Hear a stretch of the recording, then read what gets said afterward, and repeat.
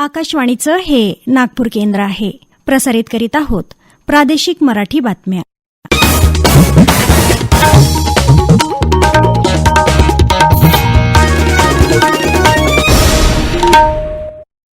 आकाशवाणी नागपूर.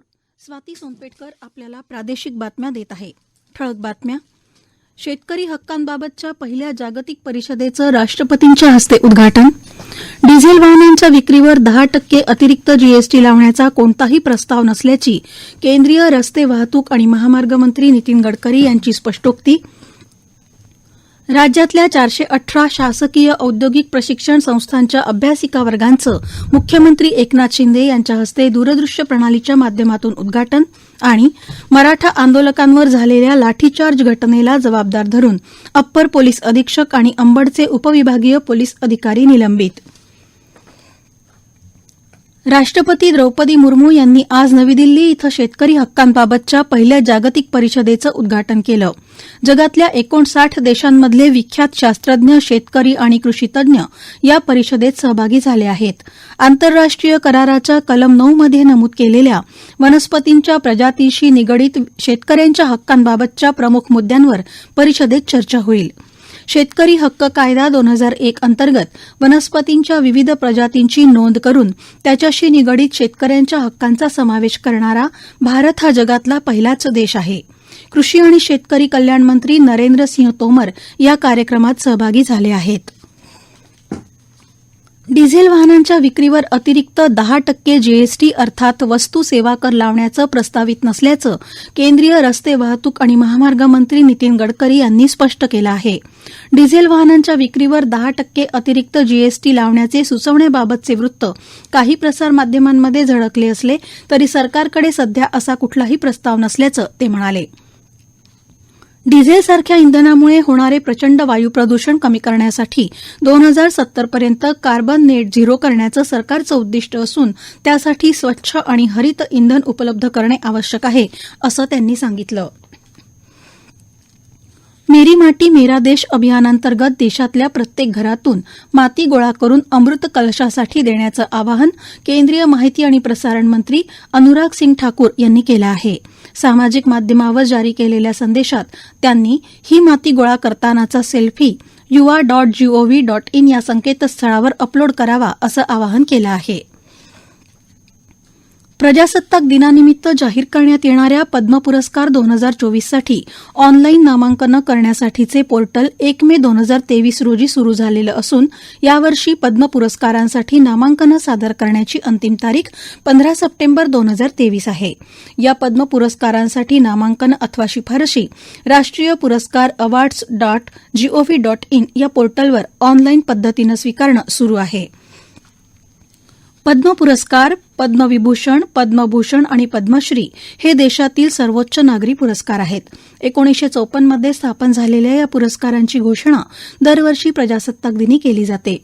कला, साहित्य आणि शिक्षण, क्रीडा, वैद्यक, सामाजिक कार्य, विज्ञान आणि अभियांत्रिकी, सार्वजनिक व्यवहार, नागरी यांसारख्या सर्व क्षेत्रात विशिष्ट आणि असाधारण कामगिरी करून वैशिष्ट्यपूर्ण कार्य करणाऱ्या व्यक्तींना हा पुरस्कार दिला जातो.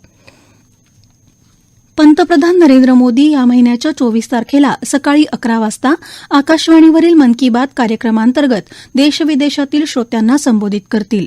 या मासिक रेडिओ कार्यक्रमाचा हा 105वा भाग असेल. श्रोते त्यांची मतं नमो अॅप किंवा मायजीओव्ही ओपन फोरमवर शेअर करू शकतात. 1800117800 या टोल फ्री क्रमांकावर कॉल करून ते हिंदी किंवा इंग्रजीमध्ये पंतप्रधानांसाठी त्यांचा संदेश रेकॉर्ड करू शकतात. या महिन्याच्या 22 तारखेपर्यंत फोन लाईन सुरू राहील. श्रोते 1922 या क्रमांकावर मिस कॉलही देऊ शकतात आणि एसएमएसद्वारे मिळालेल्या लिंकवरून त्यांच्या सूचना थेट पंतप्रधानांना पाठवू शकतात. या प्रादेशिक बातम्या आपण आकाशवाणीच्या नागपूर केंद्रावरून ऐकत आहात. आमच्या केंद्रावरील सर्व बातम्या ऐकण्यासाठी आणि ताज्या घडामोडी जाणून घेण्यासाठी Marathi news Nagpur all India radio या आमच्या युट्यूब चॅनलला नक्की सबस्क्राईब करा. युवक देशाचं आणि राज्याचं बलस्थान असून त्यांच्या विकासासाठी आणि त्यांना स्वतःच्या पायावर उभं करण्यासाठी राज्य सरकार विविध योजना राबवत असल्याचं मुख्यमंत्री एकनाथ शिंदे यांनी म्हटलं आहे. राज्यातल्या 418 शासकीय औद्योगिक प्रशिक्षण संस्थांमधल्या अभ्यासिका वर्गांचं दूरदृश्य प्रणालीच्या माध्यमातून उद्घाटन करण्यात आलं त्यावेळी ते बोलत होते. यूपीएससी आणि एमपीएससी तसंच स्पर्धा परीक्षेची तयारी करणाऱ्या विद्यार्थ्यांना 10वी आणि 12वी तसंच महाविद्यालयातल्या विद्यार्थ्यांना सुद्धा याचा लाभ घेता येईल. कौशल्य विकास विभागाच्या माध्यमातून गेल्या 1.5 वर्षांमध्ये 3 लाख उमेदवारांना रोजगार प्राप्त झाला आहे. राज्यातल्या शासकीय औद्योगिक प्रशिक्षण संस्थांमधील प्रशिक्षणार्थ्यांच्या विद्यावेतनात प्रतिमाह 40 रुपयांवरून 500 रुपये वाढ करण्याचा महत्वपूर्ण निर्णय शासनानं घेतला आहे, अशी माहितीही मुख्यमंत्र्यांनी दिली.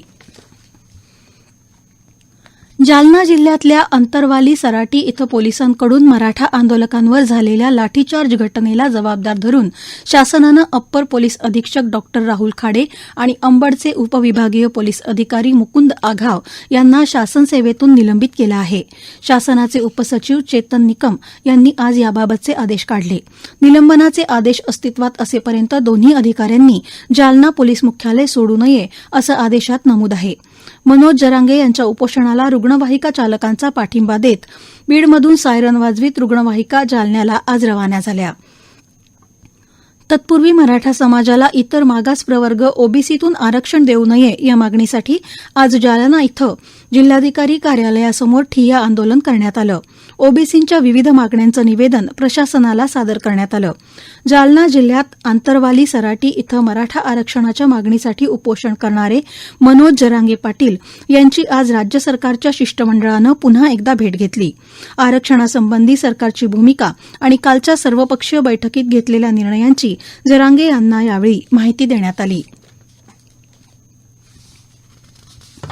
ग्रामदैवत राजेश्वराला जलाभिषेक करण्यासाठी अकोला शहरातील शिवभक्त आणि विविध मंडळांचे कार्यकर्ते भरण्याची कावड तयार करून गांधीग्राम येथून पूर्णा नदीचे जल आणण्यासाठी रविवारी रात्रीच रवाना झाले होते. काल सकाळपासूनच राजेश्वराच्या मानाच्या पालखीचं दर्शन घेण्यासाठी शिवभक्तांची गर्दी उसळली होती. मानाची पालखी अकोल्यात येताच तिचं जल्लोषात स्वागत करण्यात आलं. श्रावण महिन्यातील 4थ्या सोमवारी कावडसह पालखी यात्रा अकोला शहरात काढण्याची परंपरा गेल्या 77 वर्षांपासून सुरू आहे. कावड पालखी उत्सव निमित्तानं राजेश्वर मंदिरावर आकर्षक रोषणाई करण्यात आली आहे. आशिया चषक क्रिकेट स्पर्धेत आज श्रीलंकेतल्या रणसिंग प्रेमदासा मैदानावर भारतीय संघाचा सामना आज श्रीलंकेबरोबर होत असून प्रथम फलंदाजी करताना भारताच्या 40व्या षटकात 7 गडी बाद 178 धावा झाल्या होत्या. पुढील काही तासात चंद्रपूर, नागपूर, भंडारा, गोंदिया आणि अमरावती, गडचिरोली तसंच वर्धा इथं काही ठिकाणी विजांच्या कडकडाटासह हलका ते मध्यम पाऊस पडण्याची शक्यता आहे. दरम्यान महाराष्ट्रात विदर्भासह ओडिशा, पूर्व मध्य प्रदेश, तेलंगणा आणि छत्तीसगडमध्ये उद्यापासून मान्सून सक्रिय होईल असा हवामान विभागाचा अंदाज आहे. या काळात अंदमान आणि निकोबार बेटं, बिहार, झारखंड आणि पश्चिम बंगालच्या गंगा खोऱ्यात जोरदार पाऊस पडेल असा अंदाज हवामान विभागानं वर्तवला आहे. विदर्भाच्या सर्वच जिल्ह्यात तुरळक ठिकाणी येत्या 15 सप्टेंबरपर्यंत पावसाचा येलो अलर्ट देण्यात आला आहे. शेवटी पुन्हा काही ठळक बातम्या. शेतकरी हक्कांबाबतच्या पहिल्या जागतिक परिषदेचं राष्ट्रपतींच्या हस्ते उद्घाटन. डिझेल वाहनांच्या विक्रीवर 10% अतिरिक्त जीएसटी लावण्याचा कोणताही प्रस्ताव नसल्याची केंद्रीय रस्ते वाहतूक आणि महामार्ग मंत्री नितीन गडकरी यांची स्पष्टोक्ती. राज्यातल्या 418 शासकीय औद्योगिक प्रशिक्षण संस्थांच्या अभ्यासिका वर्गांचं मुख्यमंत्री एकनाथ शिंदे यांच्या हस्ते दूरदृश्य प्रणालीच्या माध्यमातून उद्घाटन. आणि मराठा आंदोलकांवर झालेल्या लाठीचार्ज घटनेला जबाबदार धरून अप्पर पोलीस अधीक्षक आणि अंबडचे उपविभागीय पोलीस अधिकारी निलंबित. याबरोबरच हे प्रादेशिक बातमीपत्र संपलं. नमस्कार.